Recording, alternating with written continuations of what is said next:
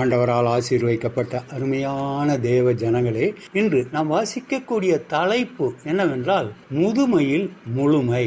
இளைஞர் இளைப்படைந்து சோர்ந்து போவார்கள், வாலிபரும் இடறி விழுவார்கள். கர்த்தருக்கு காத்திருக்கிறவர்களோ புதிய பலம் பெற்று கழுகளைப் போல செட்டைகளை அடித்து எழும்புவார்கள். ஏசாயா 40வது அதிகாரம் 30வது வசனமும் 31வது வசனமும். இன்றைய தியானம் சிறப்பாக மூத்த குடிமக்களுக்கு உரியது. இரத்த ஓட்டத்தை பெருக்கவும் தசைபலத்தை கூட்டவும் காலை மாலையில் ஓடுவது நல்லது. ஆனால் திறந்த வேதத்துடனும் திறந்த மனதுடனும் தினமும் கர்த்தர் முன் உட்கார்ந்திருக்கும் பயிற்சியானது மேற்குறிப்பிட்ட வசனப்பகுதி வாக்கு பண்ணுவது போல நமது ஆற்றலை புதுப்பித்து நமது உள்ளான மனிதனுக்கு ஆன்மீக சக்தியை கூட்டி கொடுக்கும். படைப்பின் ஆண்டவருக்கு முன் அவசரப்படாமல் நேரம் செலவழிப்போருக்குத்தான் நொறுங்கி இருத்தலின் ஆசீர்வாதம் கிட்டும். இரத்த குழாய்கள் இறுகி போவதை விட இருதயம் கடினப்பட்டு போவதே வயதை கூட்டும். தனது இவ்வுலக வாழ்வை ஒரு யாத்திரைக்கு ஒப்பிட்ட சங்கீதக்காரன் தாவீது, நான்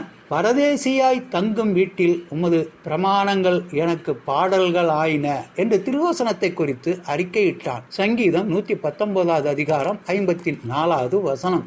ஆண்டுதோறும் நெடுகவே வாங்கப்பட்டு ஆனால் வாசிக்கப்படாத புஸ்தகங்கள் சராசரி கிறிஸ்தவர் ஒவ்வொருவரின் அலமாரியிலும் தூங்கிக் கொண்டிருக்கும். வயதான காலத்தில் கிடைக்கும் நேரங்களில் இந்த புஸ்தகங்களை, அதிலும் குறிப்பாக கடவுளின் பரிசுத்தர்கள் மற்றும் பணியாளர்களின் சரிதைகள் மற்றும் சுய சரிதைகளை வாசியுங்கள். வாசிக்க முடியாத அளவு உங்களுக்கு எப்பொழுதும் வயதாகி விடாது. தீமோத்தேயுவுக்கு அப்போஸ்தலன் பவுல் எழுதுவதை கவனியுங்கள். நான் உடலை விட்டு பிரியும் காலம் வந்தது, ஓட்டத்தை முடித்தேன், நீ சீக்கிரம் என்னிடம் வர முழு முயற்சி செய்.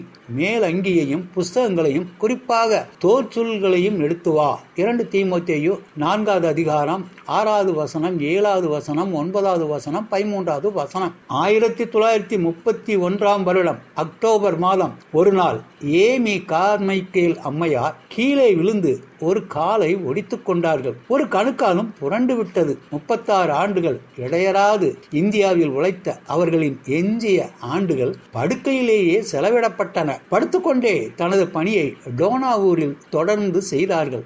ஏற்கனவே பல புஸ்தகங்கள் எழுதியிருந்த அவர்கள் படுக்கையில் இருந்த காலத்தில் இன்னும் 13 புஸ்தகங்கள் எழுதியதோடு கூடுதல் செய்யுள்கள் எழுதுவதிலும் தீவிரமாய் இருந்தார்கள். நல்ல இசைகளையும் இறை செய்திகளையும் ஒளி நாடாக்களில் கேளுங்கள். முழு வேதமும் தனியாக புதிய ஏற்பாடும் ஒளி நாடாக்களில் உண்டு.